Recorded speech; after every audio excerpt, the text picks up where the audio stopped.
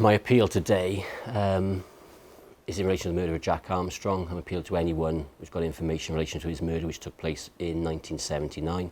My appeal would be to the killer themselves. If you're out there and you're listening, you've lived with this for 47 years, my appeal would be to you to do the right thing, look at your conscience and come forward.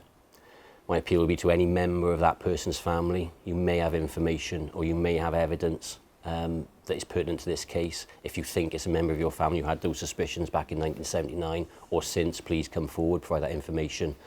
And then my last appeal would be to members of the public. Jack's murder took place in daylight on an afternoon on a Friday. There may be somebody out there who's got some information, that little bit that might help us break this case, and my appeal would be to you. So if they could come forward and provide us that information, it might be that bit that helps us break this case and gets justice for Jack, his daughter Jean, and the wider family.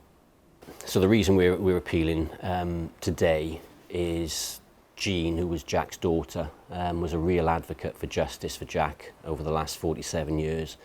She took part in a number of appeals, a number of documentaries, where their hope was always that Jack's killer would be identified and brought to justice. Unfortunately, Jean passed away in August last year.